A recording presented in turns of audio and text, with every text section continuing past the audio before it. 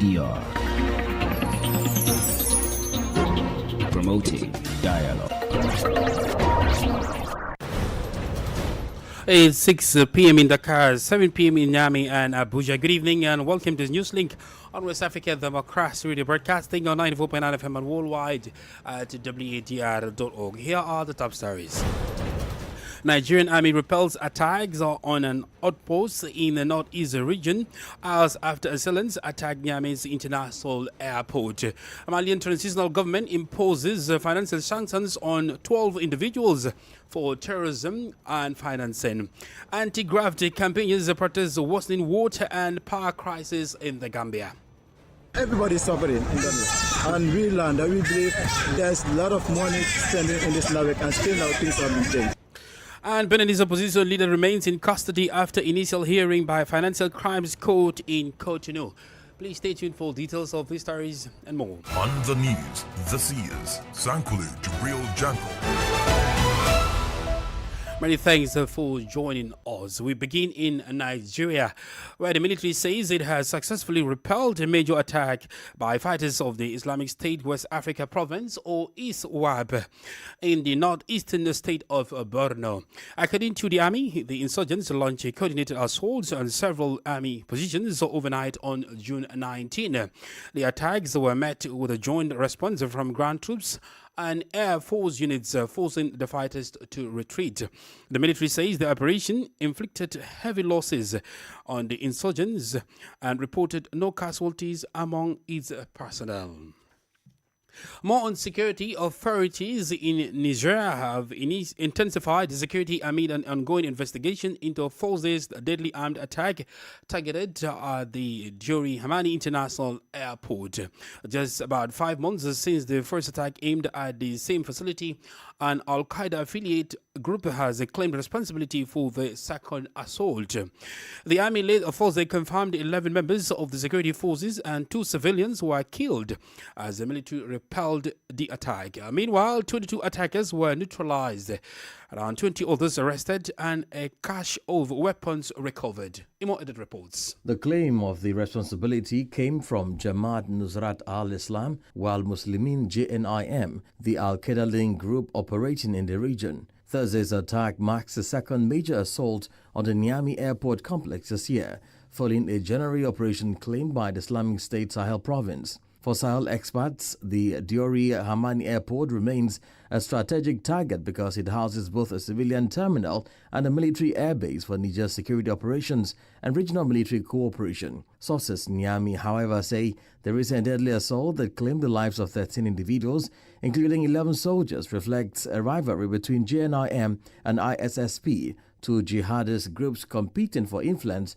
across the Sahel. The attack in Niamey also comes amid reports of coordinated assaults on military positions the day before in western Niger, including Banibangu and Inates. Despite the violence, authorities say calm has largely returned to the capital. Airport operations have resumed, while security forces continue search operations around the affected areas. Niger, Mali and Burkina Faso, all members of the AES bloc, continue to fight terrorism despite continued joint military operations in recent years. Beyond the material, thousands of lives have been lost and millions of people displaced. Imo Edit with that report. While still in the Sahel, Malian authorities have placed 12 individuals on the targeted financial sanctions, ordering the freezing of their assets and economic resources for an initial 6-month period. The measures, announced in a decree signed by the Economy and Finance Minister Alusenu Sanu on June 18, is part of efforts to combat money laundering, terrorism financing, and the proliferation of weapons. Veronique Njai completes the story. Among those named are journalist Malik Konate, activist Kadidia Fofana, political commentator Sekou Tunkara, former minister Ismaila Sako, influencer Babukar Sumahoro, and former magistrate Sheikh Mohammed Sherif Kone. Several figures linked to northern political and armed movements are also on the list, including former Kidal lawmaker Ahmada Ashbibi and Mohammed Ul Ramadan. According to the decree, those targeted are suspected of supporting armed groups, including the Group for the Support of Islam and Muslims or JANIM, an Al-Qaeda affiliate, and the Azawad Liberation Front. Others are accused of promoting terrorism, criminal conspiracy, or facilitating terrorist activities. The sanctions do not amount to criminal convictions, but they require banks and financial institutions to identify and freeze any assets linked to the individuals concerned. The move comes amid ongoing insecurity and rising tensions between Bamako and former armed groups that once participated in the Algiers peace process. Malian authorities say the sanctions are aimed at disrupting the alleged financing networks of armed and terrorist groups. Veronica Njai reporting via. Well, in Burkina Faso, authorities have cracked down hard on suspected embezzlement within the National Police Force. 2 officers, a lieutenant and a sergeant, have been dismissed from the civil service for allegedly misappropriating more than 45 million CFA francs intended to fund the operations of a mobile police unit deployed in the west of the country. The decision was ratified Thursday by the Council of Ministers amid the government's stated commitment to strengthening transparency in the management of resources allocated to the security forces. Deborah Amo has more on this report. Lieutenant Nicolas Tiao, head of the Administrative and Financial Service, and Sergeant Major Marcel Ilboudou, the logistics officer at the Regional Directorate of the National Police in Bangui, were dismissed from the force on Thursday. Authorities accused the pair of diverting more than 45 million CFA francs earmarked for operations of the National Police Mobile Unit in Coin. This village, with a little over 3,000 in population, is located in the Bouk Dumuhu region of the country. Burkina Faso's Minister of Security, Mahamadou Sana, spoke on the matter. He was keen to stress that the dismissal of the 2 officers does not preclude legal proceedings, including the seizure of assets equivalent to the value of the funds allegedly embezzled. He said the case should serve as a warning to everyone involved in the financial management chain, administrative and financial officers, logistics managers, and others that such conduct will not be tolerated.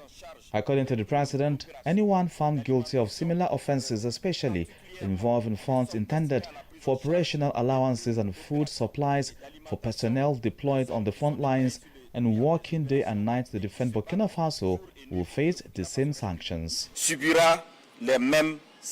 To prevent similar cases in the future, the Council of Ministers has decided that operational allowances for security personnel will now be paid through the Military and Paramilitary Savings and Credit Cooperative. A reminder that the Burkinabe transitional government has in recent times sustained an anti-graft campaign in the public sector with dismissal and prosecution of several public servants, including magistrates and social welfare workers, for embezzling hundreds of millions of CFA francs. Deborah Amo with that report by WDR's Ouagadougou correspondent Martin Kaba. More stories coming up on West Africa Democracy Radio. Newslink continues. Thousands of kilometers away from the continent, the fight against international drug trafficking took center stage at the G7 with leaders of the world's major economies unveiling new measures to disrupt criminal networks and secure global supply routes. Meeting in Evian, France, the G7, with the support of Brazil, South Korea and Kenya, adopted a joint declaration committing to stronger action against drug trafficking, money laundering and organized crime. The leaders on Thursday warned that record levels of drug production and the increasing sophistication of criminal groups are posing a growing threat to security, economic stability and governance around the world. Francis Boniface reports. A key measure announced is the creation of a G7 Plus ports network to strengthen cooperation among major seaports, improve intelligence sharing, and enhance port security. The declaration also calls for stronger investigations into money laundering, corruption, and illicit financial flows, with authorities seeking to identify, freeze, and confiscate assets linked to trafficking networks. This announcement is particularly relevant for West Africa, which has increasingly emerged as a major transit hub for cocaine destined for Europe and other markets. In recent months, authorities across the region have reported significant drug seizures at ports, airports, and border crossings. Countries including Senegal, Liberia, the Gambia, Sierra Leone, and Nigeria have intercepted large quantities of cocaine and other illicit substances worth several millions of dollars. For the G7 measures, regional analysts say success would depend heavily on cooperation with transit regions such as West Africa, where governments continue to face mounting pressure from criminal groups whose activities fuel insecurity, corruption, and instability. The leaders of the major economies further pledged support for the establishment of national drug observatories and early warning systems to help countries monitor emerging trafficking trends and the spread of new synthetic substances. A report by Francis Boniface. A press group in the Gambia has given the national water and electricity company NAWEC 10 days to address the country's persistent electricity and water shortages. The ultimatum was announced during a peaceful protest in Banjul organized by Gambians against looted assets, or Gala. Protesters say the outages are affecting livelihoods, education, and access to basic services. The leader's Sangdonal Mendy was on the ground and now reports.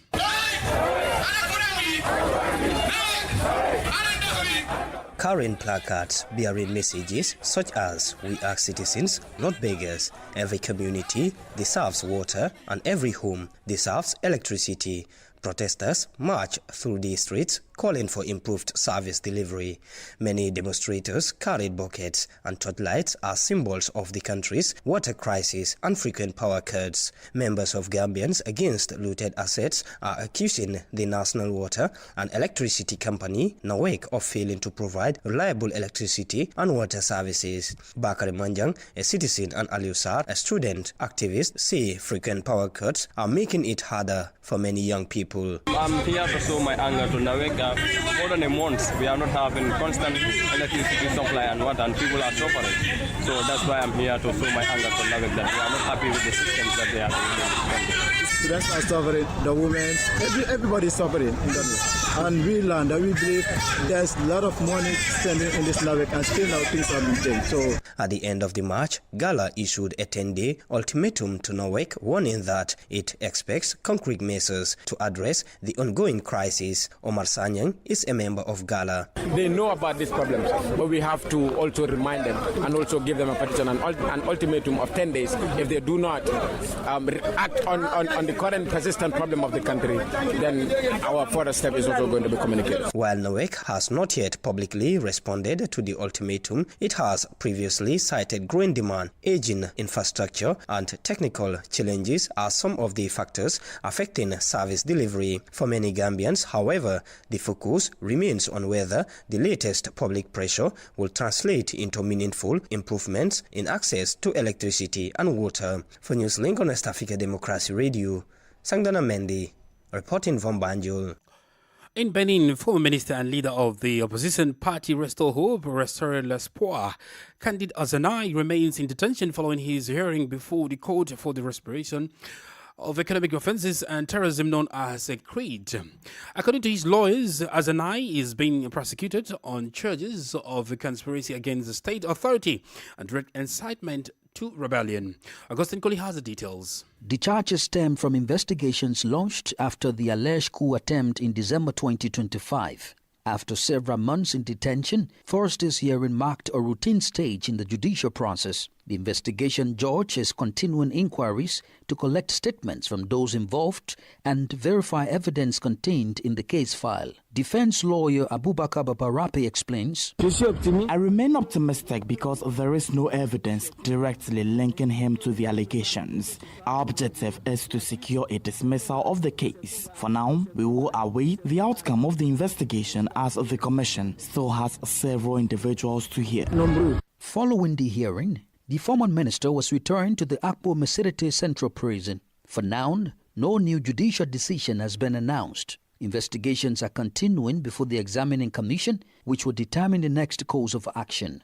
Once this phase is completed, magistrates may either dismiss the case if the evidence is considered insufficient or refer the accused persons to the appropriate court for trial. The investigation into the alleged coup attempt of December 7, 2025 remains under the authority of Benin's Court for the Repression of Economic Offences and Terrorism, CREATE. Qatar correspondent Aziz Adam Sulei's report voiced by Augustine Kohli. You're listening to Newslink on West Africa Democracy Radio, broadcasting from Dakar, Senegal. Here's a reminder of our top stories. Nigerian army repels attack on an outpost in northeast region hours after a silent attack Niamey's international airport. Malian transitional government imposes financial sanctions on 12 individuals for terrorism financing. Anti-graft campaigners protest worsening water and power crisis in the Gambia. And Beninese opposition leader remains in custody after initial hearing by Financial Crimes Court in Cotonou. Still ahead in the news, we have guest interview and sports news. Please stay with us. Fresh and breaking news all the time. Hear it first as the news breaks, only on West Africa Democracy Radio. Newslink continues. The Nigerian National Economic Council (NEC) has approved the release of more than 83 billion naira from the Anticipatory Action Trust Fund to strengthen flood preparedness, and response efforts across Nigeria. The decision comes as authorities warn of possible flooding in several parts of the country during the 2026 rainy season, while also seeking to address challenges that limit the movement of agricultural produce and hinder access to international markets. Our Abuja correspondent Yechini Sasseto reports. The fund is expected to support early warning systems, emergency interventions, and other proactive measures designed to protect vulnerable communities before disasters occur. Governor of Cross River State, Basi Otu, says flooding continues to affect livelihoods, displace families, and disrupt economic activities, making preventive action necessary. We know that flooding now is almost an occurring decimal. And federal government were very happy that they are putting some retroactive steps to make sure that the mitigation comes on in time to save the states. And of course, those states that are prone to it were mentioned. Minister of Information and National Orientation, Mohammed Idris, says the funding will help government agencies and states improve preparedness. The presidential priorities include reform the economy to deliver sustained inclusive growth, strengthen national security for peace and prosperity, boost agriculture to achieve food security, as well as unlock energy and natural resources for sustainable development. The approval comes as authorities intensify efforts to mitigate the effects of predicted flooding in several states identified as high-risk areas. Governor of Plateau State, Caleb Mutfwang, welcomes the initiative, describing it as a significant shift from the country's traditional approach to disaster management. This is the first time as a nation that we're taking proactive steps. Most of the times we've waited till flood has done its damage before we act. But this time around, we're taking proactive steps to mitigate the possibilities of the flood. The council says collaboration among federal, state, and local authorities will be critical to ensuring the effective deployment of the fund and protecting communities at risk. For WADR, Yechini Sasseto in Abuja. Liberian President Joseph Boakai has unveiled a 5-point roadmap to advance reparatory justice for transatlantic slave trade. Speaking at a high-level conference in Accra, Ghana, Boakai called for a unified African position and a coordinated continental strategy to implement a landmark UN resolution recognizing the slave trade as a crime against humanity. The proposals are expected to inform future global discussions on reparations, historical accountability, and cultural restitution and development cooperation. WDR's Monrovia correspondent Abraham Packer reports. For Liberia, whose national history remains closely linked to the legacy of the transatlantic slave trade, the initiatives underscores growing efforts to promote healing, reconciliation, and inclusive development to the recognition of historical truths. The President's third recommendation centered on education, research, and historical truth-telling, urging governments and institutions to strengthen the teaching of African history, preserve historical records, and to support universities and research centers working to document the impact of slavery and its legacy. Repairing historical wrongs requires the restitution of stolen cultural artifacts and heritage objects,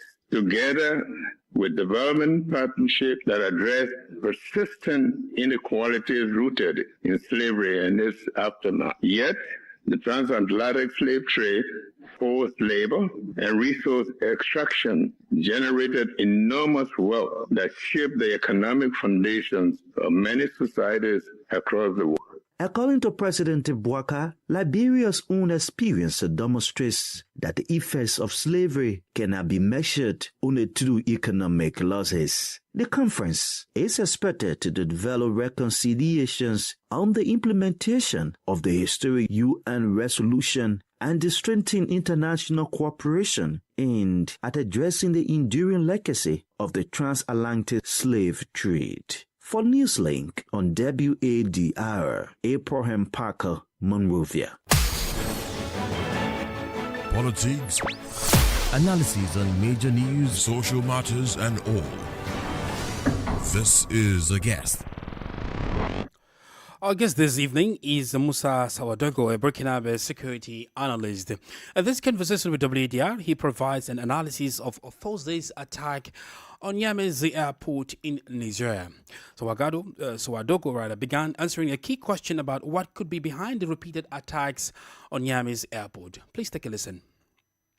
Je pense que cela s'explique par un changement de la... I think this can be explained by a change in the nature of the war on the ground. For some time now, about a year, we've seen that, faced with the difficulties encountered by the military and by AES soldiers in general against highly mobile terrorist groups that appear and disappear, and which make it very difficult for regular armies to track them because often during their retreats, ambushes are set for the soldiers and explosive devices are concealed. The armed forces have developed an air war, resulting in significant investments in helicopters and drones. And indeed, the arrival of drones has somewhat altered the balance of power on the ground. So I think that based on this change, this new tactic developed by AES, the terrorists have understood that they need to attack the base of these airfields. And I think that's what could explain what we're seeing today. Because airports are where the helicopters, fighter jets, and in some cases drones are located. So I think attacking airports today is an attempt to destroy the ultimate weapon, so to speak, in the hands of our governments. Can we say that there are security flaws given that airports are supposed to be highly monitored?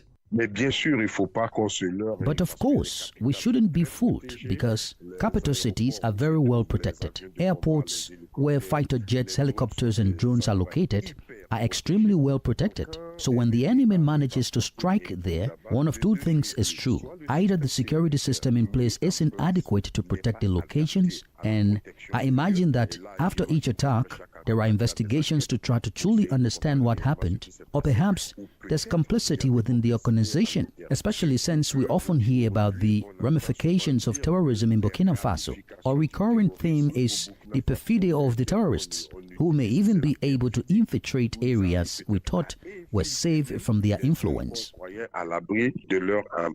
This is the second time Niamey Airport has been attacked this year. Could it be armed groups trying to isolate the country? But I think that this is indeed it, because at the level of the military alliance between the different AES countries, there is a whole process of pooling armed forces, and the different members of the AES are committed to supporting one of the members.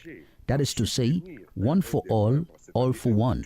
And we know that in the event of an emergency, the airport is the gateway. So if we manage to take the airport, you will understand that in the event of difficulty, for example, if the airport is no longer operational, how could the Burkinabe allies, the Malayan allies, intervene? By road, how many days would it take to arrive? So the airport being the entry point, aiming for the airport also means perhaps wanting to cut off the emergency route in the event of a problem. Could this new attack reduce the enthusiasm of investors and some partners who would like to do business with Niamey? But of course, the fact that even countries have been attacked by terrorists already discouraged quite a few investors. You know, people in business, when there's no security, they think twice before coming. If there's insecurity at the airport, it's not just a military consequence. It means that even civilian flights will be suspended.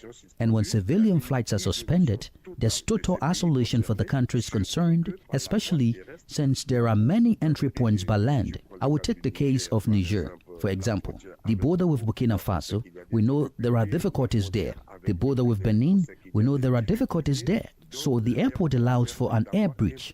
And if the airport is no longer operational, you will understand that from that moment on, even military supplies, even the importation of weapons, ammunition, fuel, the movement of civilians, all of that is jeopardized. And if that were to happen, I think the country will be in a problem of isolation, and that will not be good. Musa Sawadogo is a Burkinabe security analyst.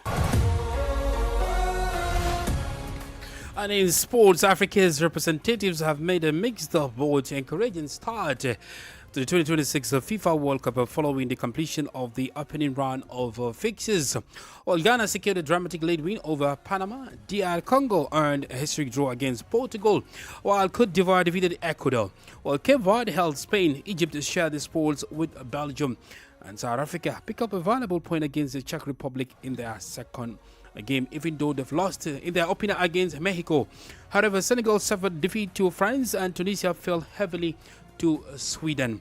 As the second round of matches continues, African teams remain firmly in contention for places in the knockout stages. Meanwhile, tonight's action sees of co-host the USA taking on Australia at 7 p.m. GMT before Scotland face Morocco in a crucial Group C encounter at 10 p.m. with both sides looking to move closer to qualification for the next round. And talking about that fixture, while Morocco's World Cup preparations have been overshadowed by a legal setback for captain Achraf Hakimi after a French court appeals ruled that he will stand trial over rape allegations dating back to 2023. The Paris Saint-Germain defender who denies the accusations is expected to appear before a criminal court in the coming months. The ruling comes just hours, or should I say some minutes now, before Morocco's crucial Group C clash against Scotland, creating an unwelcome distraction for the Atlas Lions as they focus on their World Cup campaign. Well, we've come to the end of this edition of Newslink from West Africa, the Macrash Radio broadcasting from Dakar, Senegal. Thank you for listening, and many thanks to Ismaila Kamara and Maudou Ju for the technical assistance. To interact with us via social media platforms, X, Instagram, WADR News on Facebook, West Africa, the Macrash Radio English service. I am Sankula Jibril Janko. Good evening. We thank you for listening to Newslink in Nigeria on Love FM Abuja and Darling FM Owerri. In the Gambia on Hot FM Banjul, Hilltop FM and Veritas Radio in Serekunda. Thank you for listening on Alternative Youth Radio Lofa County, Liberia, Radio Kegaman in Nimba County and DCN Radio Riverses County. A big thank you to Radio Baft FM in Sierra Leone for listening, and in Ghana we thank Radio Pad in Damango and Royals FM in Wenchi. Thank you all for listening to Newslink.